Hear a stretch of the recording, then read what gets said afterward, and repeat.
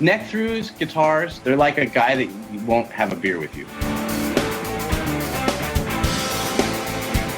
I want to hear what's pushing the notes.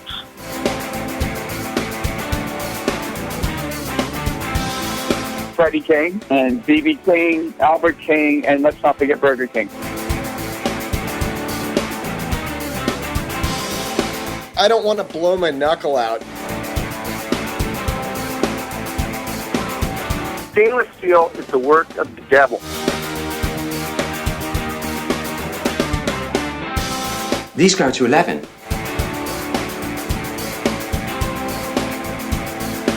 From the East Amplification Tone Labs in Baltimore, Maryland, it's the Amps and Axes Show. With your hosts, Jeff the Godfather of Low Wattage Amps Bober and Mick Marcelino. Well, good day to you, Mr. Bober. Good day to you, Mr. Marcelino. Wow. We're happening. We are. We are happening. Sorry, I had to reset there for a second. That's okay. We all need to do that every once in a while. Hey, the fans. We thank you guys. Absolutely. You guys have been loyal. You've been there, and you're plugged in. You're turned on, and you know, hey, it reflects. It does. We get our downloads. Yeah, we do. Yes, but please turn your friends on. Yeah, just two. Yeah, at least two, and they turn on two, and they turn on two, and exactly. That's how this whole thing gets turned on its ear. Yes, and that used to be a commercial, but. And so on. No, seriously, spread the word, man, because this is the only way it works, and you guys are doing good, and we really appreciate it. And when you get a chance, you go to ampsandaxescast.com. That's ampsandaxescast.com. Right. All of our social media is there. We just applied to be on iHeartRadio. Nice. So we're going to soon hopefully be up there. Hopefully they heart us. Yes. You can get us on the Google Play. You can get us. Look, I have flooded the gates. So that's right. Anywhere you turn and look for us, we'll be there. We'll be there. We're like a bad rash. We won't go away. So make sure you turn on your friends. Of course, when you come to ampsandaxescast.com, you got the Amazon banner there. You do. If you click through that thing, look, we're coming up on Christmas, man. It's like, 3 days away? Because when I go to places now, that's all they have. I think, we ate Thanksgiving already, right? We must have. It must have come in the form of leftover Halloween candy. It's almost like a form of insanity. Insanity. Insanity? Right, no, insanity. Insanity. Yeah. Jesus. You've got it. Whatever it is, you got it. See, it's done. I went to the hardware store, and I was like, Christmas hardware?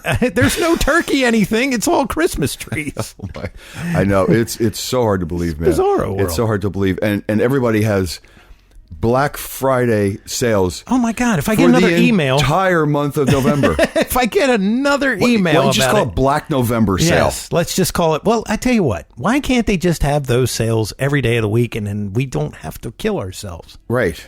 Right? Right. You guys want to move stock? Lower your prices. There you go. It's gone fakakta, I tell you. Yes. Hey, when you go to our webpage, right underneath the episode, by the way, we have this cool other show that we do called This Week in Music. This Week in Music. That's right. Right. You should go and download that from or listen to that. Sure. They saw you point. You should go and listen to it on any one of the devices that you tend to listen to us on. Because and sometimes it's us, only in another place. Yeah. Right. And you know what? We find out stuff while we're reading it. Because we like to do it a little cold. Absolutely. And sometimes that's interesting. I have the edit button working well with it. Sometimes it's frozen. But anyway, it's good. And look, if you pull that up like you do with our podcast on iTunes, not 1, not 2, not 3, not 4. 5, baby. 5 stars. That's right. Give us some stars. Yeah, man. Because we like that. Yeah. Yeah, hey. we got a lot. We got a lot thinking. Me and Jeff have had many a conference here in the past week. Absolutely. And we got so many plans. AaA loves your love. Yes, we do. Yes. The other piece right underneath of the 2 episodes, though, you're going to find our good buddy from up north, Jason's Adidas, and he gives us quick lick. There you go. Mm-hmm. And he's always pulling out some new Godin. You know what? I'll never get it right. But anyway, get in with the Godin. He always just does some crazy lick on there that, I don't know. He's just amazing. And he helps us out so much. So absolutely. Check him out. Throw him some love. It all goes back to his YouTube page. Yes. So I'm going to check those numbers. If you guys aren't hitting that, man, you're missing out. You need to hit that. It's a free guitar lesson, for God's sakes. It's charted, and he now gives you the backing track to play with. It's insane. Come on, man. I mean, what you not doing? Yeah. From a very accomplished artist. Yeah, absolutely. Yeah, that's the crazy part. It's pretty cool. So anyway, I've got something pretty. I was going to say I was angry, but I'm not going to say that. More scared than anything. Really? They make medication for it? Well, I don't know what the medication would be, but I tell you what, we're talking almost ethical, believe it or not. Or unethical, yes, unethical. Yeah, what'd I say, ethical? You said ethical. Yeah, no, ethics are being... We're speaking ethics. Yes, ethics are being played here. So, Adobe... You've heard of Adobe. Yes. Okay, Adobe is actually... Acrobat. They do more than just the Acrobat. They actually have this suite of stuff. And when I say suite, it's their... They've changed the name so many times I can't even... Okay. I don't even know what... I think it's called Max now. Okay. Reinvented yet again? Yeah, so it's basically an HTML tool. It does, all the Flash and fireworks, and it's all this conglomerate of these different packages that allow you to build websites. It also allows you to do Photoshop. Okay. And it does Adobe Audition, which is a voice program that they have that's made for broadcasting. Right. Okay, it's not really a MIDI DAW. Mm-hmm. It's just more or less used for this type of thing. Right. With just the features necessary for, Yeah, for but you got effects and everything else. Okay. Well, they've kind of worked on it, and now they have this thing called Adobe Voco. Okay? Really? Yeah, and what it's being touted as is Photoshop for voice. Okay, so to go into further explanation, they had their Max convention. This is sort of like what Apple does and what Microsoft does when they bring out their new products for, the year, right? Okay. And so this Voco app that they have is very dangerous because what I'm saying right now, what we're saying on here, through this Voco app, I could take and I can... take my track or your track, any track, the artist's track that we talk to, and I could type anything I want, and it will play it in back that voice? in that voice with the proper inflections. It's that scary. The demo that they do, I wish I could put it through this. That is truly scary. It is creepy. And the guy, basically the Asian dude that was demonstrating this, he took some famous dude and he had him say that his lover was this guy that was on the panel that was part of this Adobe thing. Wow. And just manipulated this entire line of voice to say, we slept together, and it was so seamless that I was like, well, for a second, I was like, wow, that's pretty crazy. And then for a lot of seconds afterwards, I was like, that's not right. No. That is going into a territory because you can now manipulate anybody's voice. This is going to be available, if it's not already available to the public. And the thing is that when like forensic experts try to figure out if that's actually a person's voice or if it's just something that sounds alike, well, they can usually tell. Yeah. So here's the thing. This, this comes out of the I'm assuming the modeling type of absolutely technology. Yeah. Well, what it does available. is it analyzes all your inflections. Right. And then as you're creating the words, it looks for the words that inside there, and it's able to, because it'll actually spit them out. It'll spit them back out because of voice recognition. Right. So then it can take and look for those inflections, match them up, and go, okay, that's an that's a a C, that's a it's kind of crazy. Now, the thing about it is, I'm sure that the federal communications regulations has probably said, you need to put a fingerprint on this. So when they look at it digitally, it They will can show tell it's that it was created by a machine. Right. Yeah. Like experts can look at a photograph and know it's been altered. Yes, kind of absolutely. thing. Okay. Yeah. Because no matter how, I mean, there's some guys that can hack that stuff, but it's pretty encrypted. I've seen guys actually go in and remove things out of photos to get back to the basic JPEG. Mm-hmm. It's pretty incredible to see somebody do that. Like when they put like say if a girl's topless, right, and they put a bar across there, even though they flatten it and make it one JPEG, there's actually a way to go in and get the metadata and remove that. Really? Yeah, and I saw a guy do it one time, and I was like, he's one of the scariest guys on the planet. So, besides that, here's the thing: is that if it was forensic evidence, sure, but if it's TMZ. Oh, absolutely. Right? Absolutely. They just put it out there. And there's Donald Trump. And because it's out there, it's fact. Yeah. So it's fact without any sort of research at all. It's fact. Yeah. So think about this, right? We have a president that the implications are insane. Yeah. We have a president that people are a little bit of an uproar that we have this president, right? So what is it going to stop somebody from making, something that Donald Trump said that they could just record, right? Mm-hmm. Use this thing and then make him say anything you want and it would sound exactly like Donald Trump. Exactly. So go out to YouTube, look up Adobe Voco, VOCO, and see if see what you see out there. I'm because they have this demonstration. This is. Man, I mean, it really is. It's invasive, to say the least. Mm-hmm. And of course, like I said, in this day and age of the Facebook, the YouTubes, the tweets, the this, the that, mm-hmm. even some of the things that are put out there almost as memes, but not quite. If it's out there. It's fact. It gets very quickly. It goes as fact. Yes. Absolutely. Yeah. Absolutely. Yeah. And this is going to go the same way. When I saw it, I was like, look, man, you can do a lot of stuff, right?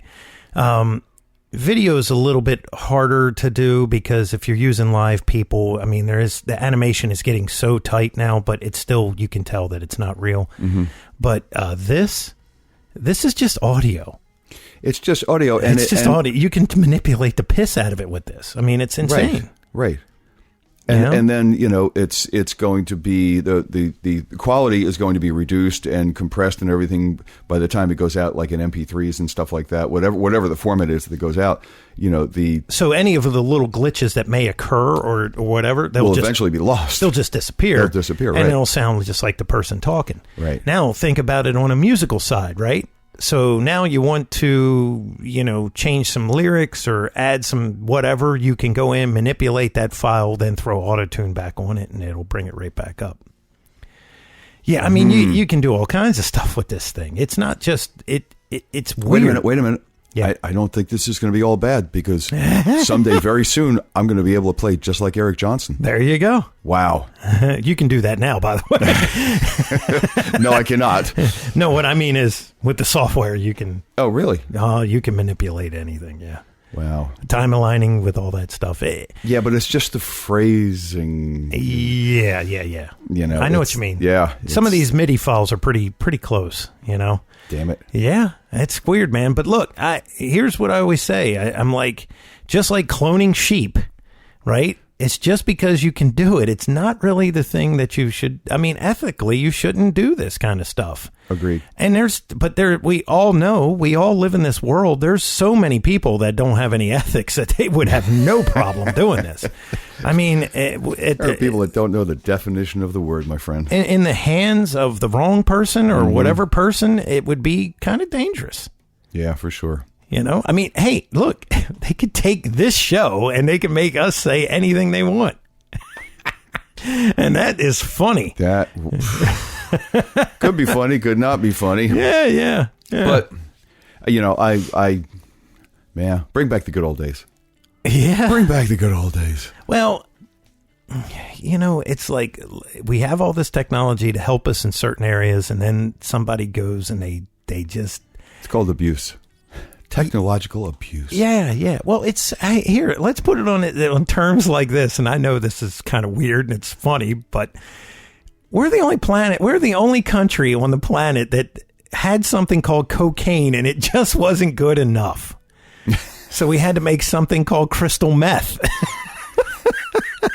And it's like, really? You have to go there? Or even crack cocaine. It's like, really? It just... Well, Mick, we're the country that always tries to be better. I Come understand. On, man. You're taking away They're the legalizing marijuana, and now they're making it so powerful that if you eat a half of a gummy bear, you end up naked on the hood of your car trying to start yourself. Thinking you're the gummy bear. Right, exactly. Like I said, bring back the old days. Yeah, man. So, speaking of that, we've got a guest today. These guys are analog. There you go. They are hearkening back to the day. Yeah, and it's just straight up rock and roll, man. Straight up rock and roll. I think that thing is hard to beat. For me it is. I think for in general. Yeah. Yeah, for me it is. Yeah. So we're gonna harken you back as far as we can to a new generation of just real rock and roll players. Because these guys are relatively new. Mm-hmm. And the guitar player is pretty cool and plays in a very traditional way, right? Yeah, I would say so. Yeah, absolutely. So, we're going back to traditional style and screw all that technology. So we're going to take a quick break and we're going to come back with our player, our guitarist of the week, Mr. Kevin Cunningham of Stolen Rhodes. Hi everyone, this is Bjorn Englund from Soul Sign, Tona McAlpine, Dio Disciples, Plenty Heavy.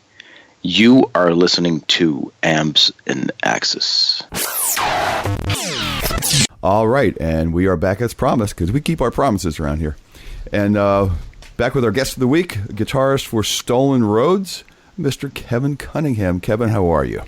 I'm doing fantastic. How you fellas doing? Doing great, man. Doing great. Thanks for taking the time to be on with now. us. We're doing fine, and so is he. Because it seems like it was a bit of a challenge to get back to terra firma, more or less. Exactly. So the joys of living in the Northeast and using mass transit are always interesting, but I'm on the right path. So awesome.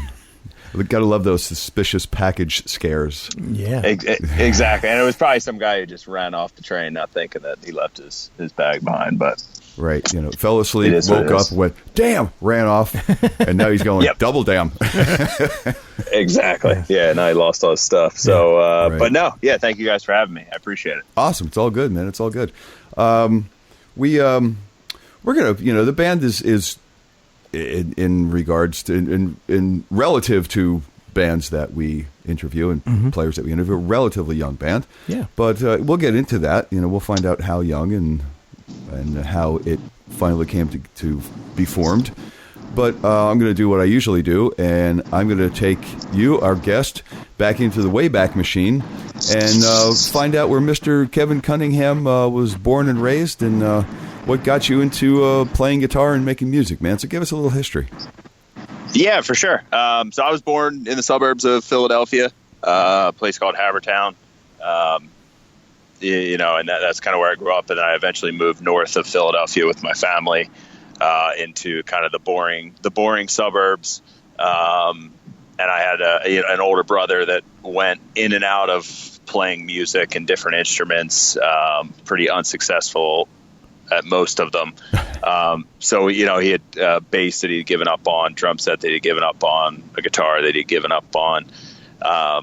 And then one day, I can still remember it. It's weird that there's not a lot of stuff I can remember, but I can remember we were coming home from church with our parents, and he put on Jimi Hendrix Woodstock performance, and I heard Star Spangled Banner, and I'd never heard anything like that. And I was like, I need to play guitar immediately. So I went home and tried to figure it out. Very unsuccessful as well, but that was what kind of started the fire and got me on the road of playing guitar for my whole life was that very album and that very song. Wow. Very nice. That's so cool. That's I think that might be a first for an initial Hendrix I think influence. It might be, yeah. Anybody I was else? into other music too, you know, I mean, because he was kind of like a child of the 80s, so we always grew up with Guns N' Roses and Metallica. And I mean, all those bands, I was really young, and he would be listening to them, and they were great. My sister, she's older, she was super into Led Zeppelin. So I had a lot of good influences, but that was the one that, was the nail in the coffin. I was like, I have to play guitar as quick as humanly possible. So, anybody else in your family musical? Not really. No, actually not at all. So I was basically the first one. I mean, like I said, my brother kind of picked stuff up and quit, probably like a lot of kids, but I was the first one, growing up in a pretty boring suburb, with not a lot of kids around. I was just kind of on my own. So I ended up playing a lot of guitar and getting super heavy into music. And then as I grew up in my teenage years, I ended up going to high school in New Jersey. And, at the time there was a pretty big punk scene in New Jersey, and not that I was the biggest punk rock fan. I mean, I kind of learned to appreciate it, but, when you're a kid, you're just trying to find a place to gig and play shows and play out. So, that was pretty cool, because it was an actual kind of happening scene for, kids ages 14 to probably 18. We'd be renting out VFWs and American Legion halls and all that stuff, and just putting on our own shows, which was a cool way to kind of learn about gigging out and stuff like that. Now, were there you and your friends, were there a lot of bands that were in the area playing punk, or where did the entertainment come from to fill up a night of punk entertainment? Yeah, I mean, I don't know if you remember in like the early 2000s, that's like when I was in high school, there was just a ton of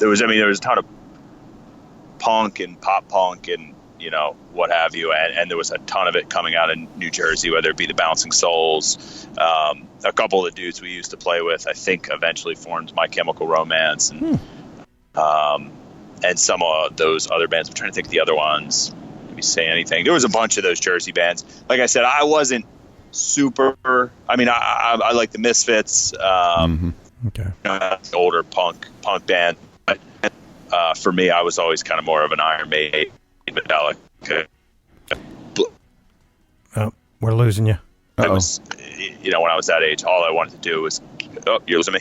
Yeah, we did for a minute. We lost you for a half a second. Like from Iron Maiden, from Iron Maiden on. Yeah. So I mean, I was more of a fan of those kind of bands, but it's still cool to be part of a scene when you're that young and get the taste of just gigging and seeing a scene grow.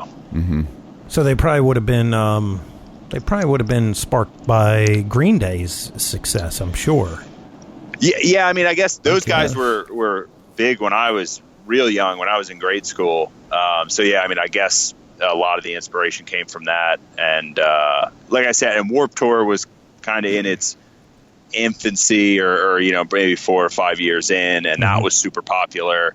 And there was a lot of great bands, Bad Religion and Dropkick Murphys, and all those bands used to play on that tour. Oh yeah. So it was pretty infectious, and I know there's just such a huge scene in New Jersey at the time. I think it's there's still kind of a scene. I think it's died down a little bit, but that was kind of how I spent my high school days was playing in kind of garage punk rock and hard rock bands. So cool. You said outside of Philly, maybe Cherry Hill area around there. So I moved to Bucks County, which is north of Philadelphia, and then I used to commute into New Jersey, which was like out right near Trenton in Lawrenceville, New Jersey. So kind of Mercer County, if you're familiar with that. So about an hour north of Cherry Hill. Oh, okay, cool. But we used to travel all over because there was Asbury Park, which we still we end up gigging down there a couple times a year. But in the early days, we used to go down there and jump borders, Pennsylvania, Philly, Trenton, wherever there was a place to play. backyard parties, basement parties. Sure. Just keggers. Any place that would have the punk. Yeah, exactly. So, but yeah, so that was kind of how I got the taste for gigging out and realized I really enjoyed it. Cool. Now, what was your rig like then, and has it changed much? And because the style of music has changed, has the rig eventually changed with it? And we'll get into the style and Yeah, absolutely. I mean, man, I actually, my first guitar was kind of like a Strat ripoff. So I've kind of come full circle because I play a Strat 99% of the time. But I did eventually switch to, what I used to have, an Epiphone Junior. I had like an Epiphone Del Rey or something, which was kind of weird. And, Rage Against the Machine was real big back then. So I did all these tricks with the pickups where you had like a kill switch and you could fake all the Tom Morello tones. So, and then, the whole, it's kind of embarrassing to say, but the whole rap rock and the Korn and the Limp Bizkit and all that, again, that was when I was 12 and 13. So I had an old Ibanez, and I took off the high E and then put the 7-string on there because I couldn't afford a real 7-string. And then amp wise, I had this like Marshall, just solid state. It really is not a good sounding amp, but at the time, you don't really know that much about tone and you don't know what true bypass and all those other things. You just want a thing that's loud and will piss some parents off.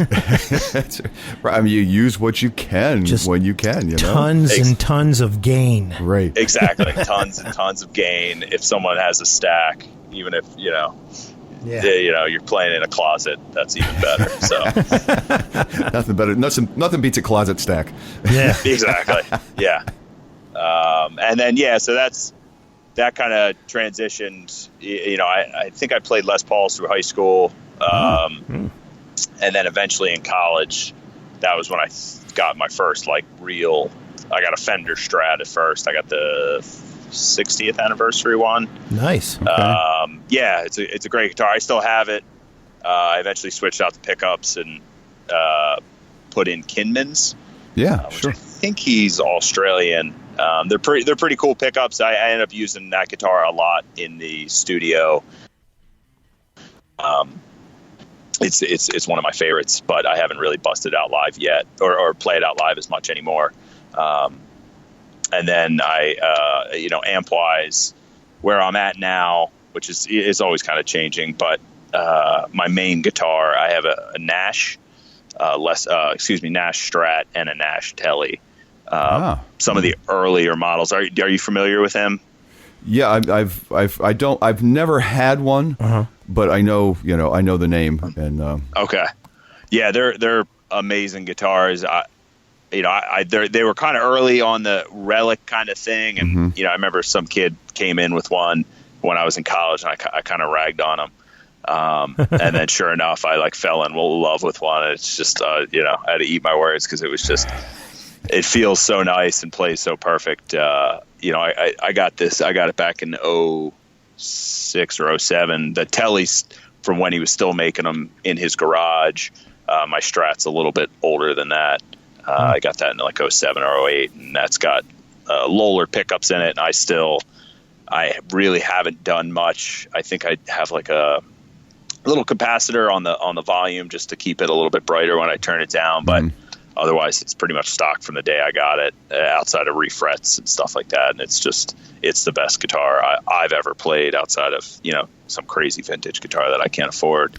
I found it out in Hollywood one day. I was living out in Los Angeles after college, and I was just like, yep, it was kind of the Wayne's World moment. I was like, yep, this is coming home with me. Rent can wait. Well, I'll figure it out.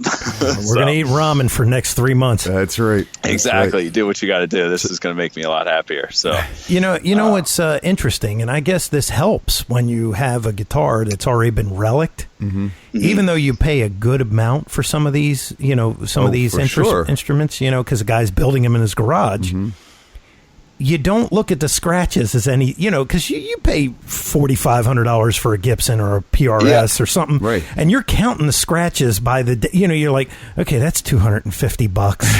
that right. was $350, and it. Do I take it out tonight? Is this one of the places where drunk guy is going to fall over and vomit all over it? Beer mug's going to hit my guitar. Yeah, shit, I don't know. Yeah, or if you take the Relic one out, the guy's looking at it and going, I don't want to steal that. It's not worth anything. Yeah. Or when the bass player knocks, headstocks with you because he's spinning around. That's usually, that was our case. But yeah, exactly. I mean, this was lightly relic. It wasn't that crazy. But the nice thing about it is they don't, whatever that finish is, they normally put on a lot of the guitars. It's not on there, so it's just aged even more. And I think the wood's sounding better and better every year. And the neck, it feels like an old baseball glove. And you're right, exactly. If someone hits it or you don't lose your mind. I nick the headstock. I don't. I'm not crying about it. Whereas if it's I had a Heritage for a while. There you go. That was a really nice guitar, and that same the thing was pristine and shiny, and if anyone looked at it wrong, I'd be angry. So. Was that more of a Paul copy, a Les Paul style guitar, or the Heritage? It was like the 335 ripoff. Oh, okay.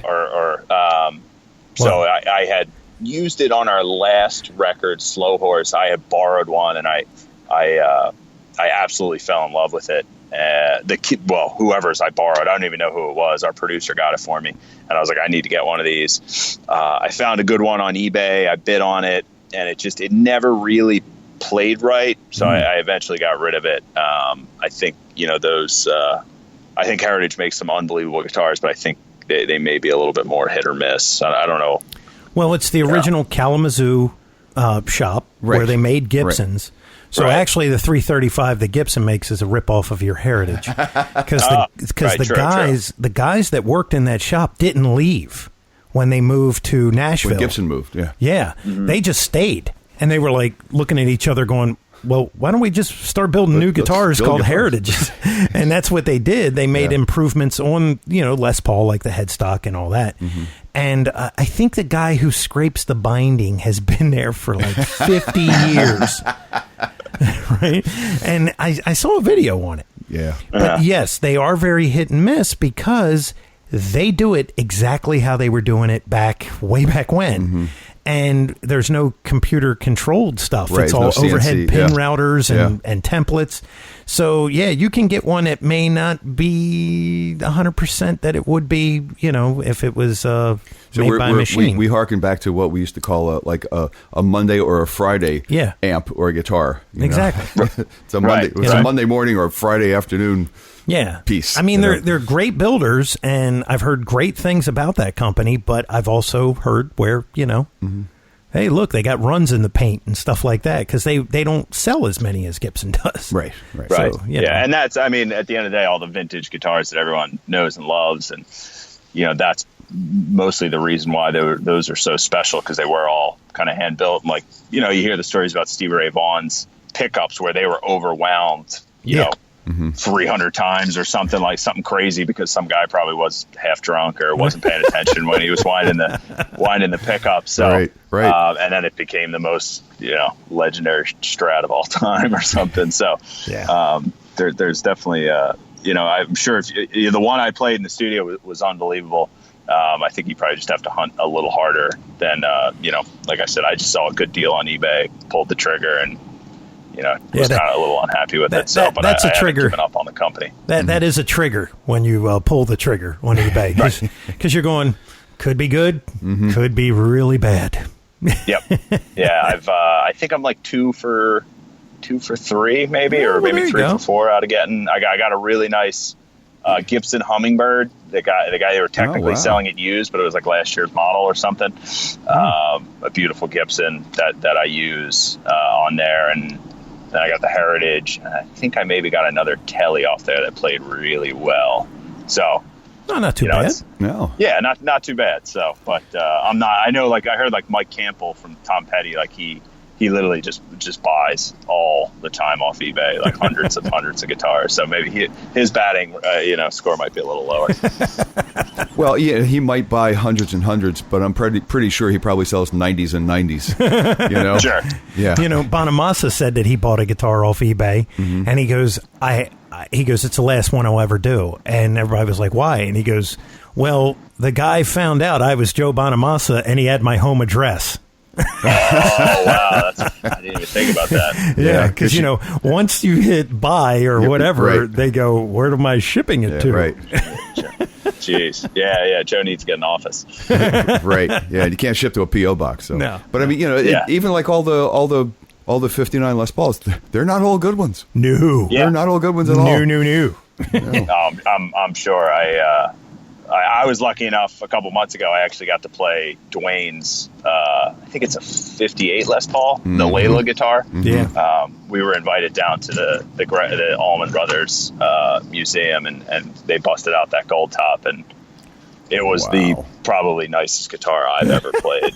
Wow. It was unbelievable. Even that, I think they messed with it too. Like I think that's pickups from that Sunburst Les Paul that he used to have. Like he switched a bunch of stuff out, before he passed away. Now I don't think they've messed with it since, but you want to talk about a guitar with some mojo? That thing just sung. Was it a big neck? It was. I was shaking really bad when I was playing it. It was like he didn't. The guy who runs it didn't really tell us. He was just like taking it out of the case. He's like, "You want to play it?" I'm like, "What?" He's like, "Nah." He goes, "I'm just messing with you. I'm not gonna let you play it." I was like, "Oh." And then he's like, he locked the front door. He's like, "Follow me upstairs." He's like, "We're gonna make some noise," and let us plug into one of Warren's amps. And I could like literally just get a D chord out. I was just strumming a D chord repeatedly because I was so nervous. Eventually, I warmed up a little bit, but it was that guitar. I've seen everybody play it. He tours. Greg, the guy, tours all the time with it. Blackberry Smoke's played it. And he brings it out. Vince Gill plays it a lot. Wow. I don't know. It's a heck of a guitar. That's wild stuff. Yeah, it's got to have some mojo, man. It's got to. So when did you? Okay, so you made this move from punk to what you're doing now? Yeah. So, it wasn't really something I shot for. Like I said, if you wanted to gig out, the easiest way in high school was to play in somewhat of a punk band, and that was what I always did. And then I ended up going to Berkeley College of Music up in Boston. Oh, okay. That's obviously like heavily, jazz kind of stuff for your first 2 years, and then as you kind of get through all that stuff, you get to pick and choose. And I studied under a few different people. Did some Hendrix. They have some Hendrix labs. They had a Jimmy Page lab, and then I studied under a shred guy named Joe Stump. I'm not really a shredder, but I'm always just trying to learn stuff that I have no idea, about it. I thought that was pretty cool because you end up learning a lot of Deep Purple and Ozzy tunes and Yngwie stuff, and just stuff I normally wouldn't do. And then in the time I was just kind of freelancing from time to time and playing with some different ensembles. Same thing, just trying to hustle gigs, and kind of had like a harder rock. I don't quite, maybe like a Black Rosie or kind of Guns N' Roses band that I played with there. Okay. And then once school finished, I moved out to Los Angeles through kind of a school program, and just started working out there and gigging around a little bit, doing some freelance stuff, backing up some singer-songwriters. And I had another band that was just kind of like straight ahead rock, maybe a little Foo Fighters-esque, I could say. Okay. Which is, those guys. And then eventually I kind of got sick of Los Angeles. It wasn't really my cup of tea, and I moved back to where I grew up. And then that was where I, met the guys who would eventually become Stolen Rhodes. And even with our sound, it wasn't something we had necessarily talked about. We just kind of all liked Led Zeppelin and the band and Bruce Springsteen and it basically a ton of 70s rock. So we started jamming, and our sound kind of evolved from there. It wasn't really a something that we sat down and talked about. We probably should have. It probably would have saved us time, and we probably wouldn't have wrote a bunch of bad songs with. But you get 3 months in, they go, "Really, we want to do Dream Theater." Yeah, right. Yeah. No, there was a tune on a CD, our first CD. It's like, it's in a bunch of weird time signatures. It's just total music school dork stuff that. It's what happens when you don't have a producer and no one's keeping you in check. You're just like, yeah, that seems like a good idea. Yeah, there we go. In fact, we called it Dork. Yeah, exactly. So, but eventually, it evolved, and we all kind of found our, how we all wrote together, and the best way, the guitar sound, and what Matt's voice kind of, where his range is, and yeah. Cool. And it kind of evolved from there. And you guys have that blackberry smoke type vibe to you. Yeah. A lot of people definitely hear that or say, kind of Southern rock. Which is cool, man. Which is cool. Yeah, I mean, it was a trip when we first started hearing it because obviously we're from where we're from. Yeah. So people are, you guys are real Southern rock. I'm like, I'm from Philly. Matt's from New Jersey, but okay, we'll take it. South Philly, South Jersey. We love Blackberry Smoke. We love the Allman Brothers. Skinner is unbelievable. I mean, their tunes are gonna last forever. So yeah, for sure. It was a cool comparison, but it wasn't something that was we purposely kind of tried for. Sure. Well, maybe that's for the best because if you purposely try for something, it usually fails. You may arrive there, but it may you may arrive in a more artificial kind of way, a more contrived way. Where this it just kind of organically formed. Yep. So that it feels good for the right reasons. Right. And what's so funny too is that one of the greatest Southern rock albums ever was recorded in New York. And that would be the Allman Brothers at the Beacon Theater. Right. True. It's like, well, there you go. It's it doesn't have to be from the South. No, that was it's not the Beacon. It's what is it? You talking about the Fillmore? Fillmore. What the hell am I thinking? Well, it's because that's because they play the Beacon all the time now. Yeah. Yes, they do have a Beacon record they put out. It's actually Fillmore. Killer. It's with Warren and Derek, right? Derek, which is I have that. That's all the time, but I know what you were saying. So they were successful in New York. That's what I'm trying to say. Is absolutely that right? Just because right? What the hell? Southern rock went over in New York and it still does. The only problem that you guys have is you just got to get another drummer and 3 more percussionists, and then you'll be fine. Yeah, exactly. And someone needs to master the slide. So there you go. And if we can get a B3 player, that's our eventual goal. My next step is a B3 player. Then we'll get the backup singers, and we'll eventually. The goal is just to be the E Street band, have about 14 members on stage. And I'm about 2/3 of the way done with Bruce's book, by the way. There you go. But how is it? It's great, man. It's great. Yeah. It really is. Because, I mean, for me, I grew up in North Jersey. So, like, the first quarter of the book, it's like I was home, because I used to be in North Jersey and then down the shore. And, because we didn't call it down the ocean, we called it down the shore. Yeah. And, Sure. it was a home thing, man, for me. It was very cool. But it's a great book. It's a good read.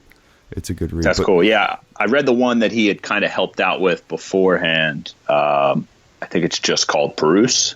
That was a great one, and I'm looking forward to reading this one. I mean, because we have ties in Asbury Park too. I mean, that's basically where this band started. Matt, our singer, is from Lakewood, New Jersey, which is real close to Asbury Park, and we eventually went on to become the Stone Pony House band down there, and we kind of cut our teeth before kind of shifting home bases to Philly. Down there, so it's I mean, we dig the Asbury scene, and we like the Asbury sound. That's one thing I think kind of separates us from a lot of the straight ahead people, Southern rock bands, is we're not afraid to kind of add that Asbury influence. Matt plays saxophone, so we'll add horns and stuff like that onto our tracks and live, and kind of gives us some flexibility, and we can do some cool stuff. That's awesome. Yeah. And now you guys go out with with some good bands, And I guess you're a supporting act on that kind of stuff. You opened up for Tommy Conwell, right? Yeah, I mean, we've had the chance to open for a ton of great people. We opened for Tommy Conwell in Ardmore, Pennsylvania. We've done a bunch of dates with Blackberry Smoke. We've done a lot of dates with the Marshall Tucker Band. We've probably done like a dozen or so dates with Robert Randolph and the Family Band. Nice. We opened for Miranda Lambert this summer, Ted Nugent, Dropkick Murphys. We've opened for a ton of bands, a ton of different bands, which is cool because I listen to all different types of stuff, and it's fun to kind of get to play with some of your heroes. Mm-hmm. Yeah, and speaking of that kind of sound and those bands, what is your current rig, your live touring stuff? And I guess you probably are bringing backline with you. It sounds like you're doing more of small tours than like fly-in dates. So I assume you bring in your own backline. What's the rig look like nowadays for Stolen Rhodes? Yeah, so I have like I mentioned, I have my main Nash Strat. Mm-hmm. I'll usually tour with like a backup. I have a Les Paul Jr. From the '80s, and then I have like a Black Beauty Les Paul as well. Uh-huh. For my main guitars that I tour with. Amp wise, I have a couple different things. The main one is a Fender Vibroverb. It was one of the reissues they did with like the Cesar Diaz mods. Oh, sure. Yeah. Yeah.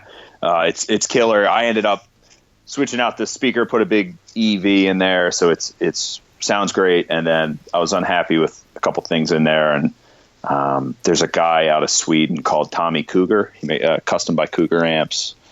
If you ever heard, do you know who Philip Sace is? No, I don't. I don't know why. You should check him out. He's a badass guitar player. One of my favorites. He used to tour with Melissa Etheridge. He was Jeff Healy's touring player, and now he's out on his own. But he introduced me to this amp builder, so I sent him the chassis. He messed with it a little bit. And that's my main amp. I also tour with like a little orange Tiny Terror 15-watt amp just in case anything was to blow up. I'm not quite in the stage where I can have like multiple heads in a rack behind me. Yeah, but you're smart, man. I always tell people travel with some kind of plan B. Yeah, and that's a perfect amp because it doesn't cost you a fortune, and it's loud as hell. Nice and small, Yeah, those the Tiny Terrors are great. And we're not at a spot where we're, playing theaters every night. We'll play a theater one night, a bar the next night, an acoustic show one night. Mm-hmm. Next night we're at, back at a 600 person venue. So it's kind of where we're in our career. We're still building up a fan base and just touring our asses off. So it has to have a good amount of flexibility because I can't just go into every venue and say like, yep, I'm going to put it at 7 and that's just the way it's going to be. I got to really play to the room, and make sure I always want the whole ensemble to sound good. I mean, when it's just, when the guitars are just cranking, unless that's your thing, like, if you're like a Kenny Wayne Shepherd or a Stevie Ray Vaughan, then it's totally understandable. But when you're just playing, when you're just a part of a bigger band, I think it's a little more appropriate to make sure you fit and make sure all the other pieces sound good. Sure. Yeah. Or you're touring with plexiglass. Exactly. And I did that before, and I have it. I did the thing where you turn the amp around. Oh yeah. I've tried all sorts of tricks. I don't know if they help, but in the mind it does. So it's just best to have the amp most suited for the venue that you can possibly have. That would be you could have the East 18 for the smaller places. There you go. But effects, are you just guitar amp or any effects in line? Yeah, so I usually first, like in line from the guitar, I run like a picture, like a wah, one of those MJMs. Is that what it is? No, Real McCoy. Sorry, it's a Real McCoy, like kind of Clyde McCoy rip off. And then from there, I have like a Wampler. They have like I think it's called the Pinnacle, maybe. It's supposed to be like the Brown sound by Eddie Van Halen, but you can actually get a lot of killer tones, out of it that aren't Eddie Van Halen's Brown sound. So it's got a lot of cool features. I really dig that. And then I have a Klon, the KTR, the new ones. Those they're amazing sounding. They're really loud sometimes, so you sometimes you have to really tweak it. I usually tweak it at every show. And then a guy named Bob Sweet, fortunately he passed away, but he used to make Ultra Vibe pedals. Just it's a really, really great sounding vibe pedal that I bought probably 10 years ago, and that's kind of the first loop. And then I have a true bypass. I have like a Keeley true bypass switch, so there I keep out of the chain. I have like an Octavia pedal, the standard Boss TU2 tuner, and then the Line 6 delay module. So all those, I feel like they suck a decent amount of tone out, so I put that little Keeley thing in there, and they're basically out of my loop until I need them, and then I just kick the true bypass switch on, and it's a good way to do it. Bring them back in. So nice, absolutely. I was going to go. I was right about to say old school all the way until you mentioned the Line 6. That's actually a good pedal. It's very very Jimi Hendrix-esque, and then even the delay pedal, like I basically use the tape delay. It's the tape delay selection. The whole thing's probably overkill. I just haven't ever bought anything different, so I don't get too crazy with delays. It's not like Radiohead where I'm switching all different timings. You mean you're not like the Edge? That's a different bank of effects and a different amp for every song. Exactly.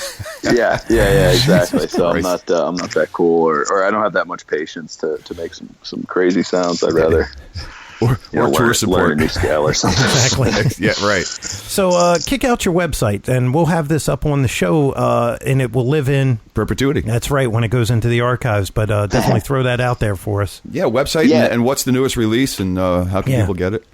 Sure. So the website's www.stolenrhodes, and that's Rhodes RHODES.com, kind of like Rhode Island, or the piano. Really, we were named after a stolen Fender Rhodes. I was just going to say piano. So, since this is a musician's podcast, people will actually get that. Most people don't. They're like, "Oh, like Rhodes Scholar, or are you a Randy Rhodes tribute fan?" Like Randy Rhodes tribute. That's fan. I didn't think of that one. That's a good one. I like that one. Right. Stole every Randy lick. Yeah, exactly. It'd be way Slowed more metal. them down. Right. So, if you go there, you can check it out. It's got all our tour dates. We are, I think we got about 12 dates left this year. We just got back from a 3-week run. So we have 12 dates. We're doing a bunch, I think 4 or 5 with Marshall Tucker, a few on our own. And then we'll be quiet for a couple weeks, and then we leave for Europe for 4 weeks in January. So January 11th to February 12th, we're doing 25 or 26 dates over there. And then we'll come back and probably start touring again around, I think, St. Paddy's Day. We'll pick up again. Usually get all over the United States, touring everywhere. And on the store or iTunes, all that stuff, you can buy our new record. It's called Bend with the Wind. We just released it like 2 weeks ago. Oh, cool. We've listened to that. Very nice record. Oh, thank you. Yeah. I appreciate that. So, we worked pretty hard on it. We try to take our time and do some cool stuff. We're very much an independent band. So we ended up, we put it out, we recorded it on our own, which is cool because we get to have a lot of say in it. And we did some fun stuff, and we got 2 tracks on there that we actually did in a old cabin, mostly with acoustic instruments, and taped everything to an old reel-to-reel tape, kind of the way God intended it to be. So there you go. Nice. And they're 2 of my favorite tracks on the record, just because it's just so warm and hissy and noisy, and it's not. It's perfect. Pro Tools. It's perfect because it's not perfect. That's right. I love it. Exactly. Yeah. You hear different. You hit a chord too loud or too light. And I don't know. It's just got a vibe to it. So cool. I dig that. And then we actually did a little tip of the hat to Bruce on the record. We ended up covering Rosalito. It's a song we had been covering for years and years and years. And, we had kind of looked it up and it was like, wow, no one's really ever covered this. Like I went on Spotify and all it was like karaoke tracks, like backing tracks that I could find for Rosalito. I was like, we should cut this thing. And, people always dig it live. So we ended up doing that. And then the other 7 tracks are just, or 8 tracks are just us original tunes. So. That's a pretty ambitious song to cover, especially without an E Street band behind you. Yeah. Wow. Yeah, for sure. And then most of that track was, with the exception of, I think, the sax and the vocals, everything was cut live on that track. We did it in a few takes. Like I said, we've been playing it forever. So we banged it out in like, an hour or something. That's the best time. Yeah, absolutely. When you do those, man. Well, hopefully our listeners will pick up on it and give it a spin. Yes, and excellent. And sure. our European fans, keep an eye out, man, because we got some of those over there, and you guys will enjoy this band.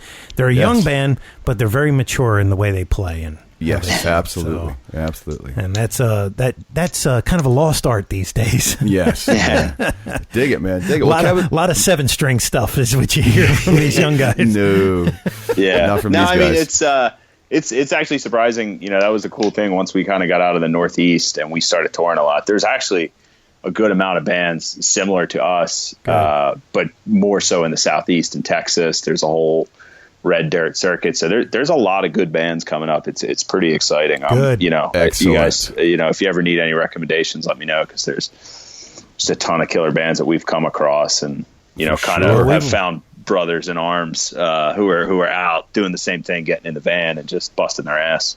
Good. I love it, man. I definitely love speaking to those guys, man. Got to come back that way, man. That's where everything started, for anybody that made it big. That's how it started. Exactly. So very cool, man. Yeah. All right, well, Kevin, thank you very much for taking the time. Go relax from your long journey home. I'll crack a beer after the NJ Transit experience. So there you go, man. Have a nice cold one, and thank you again. And next time you hit the Northeast, anywhere around the Baltimore area, we'll come out and say hi, man. Yeah. Okay. Yeah, absolutely. We're actually I think we're in Arlington, Virginia soon. I don't know if that's close to you guys, but it's a little bit of a hike, but not too bad. It's not too bad. That requires a decent amount of planning to have that much time to get somewhere, and because everybody's so damn busy. But if you're anywhere closer to Baltimore, we'll keep an eye on the roster, on the schedule. We'll see where you are, and we'll come out and say hey. All right, sounds good, guys. Well, I appreciate you having me. Oh, all good, man. Thanks for being on, and much continued success. All right, thanks. Take care, man. And there you have the story, man. Yeah, nice, nice guys, man. And really good. Yeah, I mean, we've heard the album. It's right up my alley, man. It's what I dig. Yeah, yeah. It's it's real guitars, real amps. It's basically if it's what they call rock and roll. Yeah, it's just rock and roll, and these guys are working hard and they're young, and I mean they've got. It could be, hey, tomorrow they could be like Blackberry Smoke. Yeah. Or we could still be seeing them in 10 years really busting their ass, but they've got a groove. And I think they would still be doing it, man. Yeah, because they have a really good groove. They are in that pocket. Right. And as long as they just keep their heads on right, I think it'll work. Yeah. They're just as good as anybody else I've heard out there doing that thing. I mean, come on. I think, in a couple of years saying that they could be as big as Blackberry Smoke is probably not giving them enough credit, because they're not really huge. I mean, there are plenty of bands that are, bigger. That's true. And maybe these guys will be bigger. Blackberry's got, they've been doing it since 2000. Can you believe that? 16 years. 16 years, man. Wow. Yeah. Yeah. And you think 2000, 2000, it's not that. It's 16 years ago. Yeah. Yeah, Y2K wasn't yesterday. No. All right, man. So until next time, my friend. Of course, because we got more of these guys to have. Absolutely. I'm Mick Marcelino. I'm Jeff Bober. And we're always saying, onward.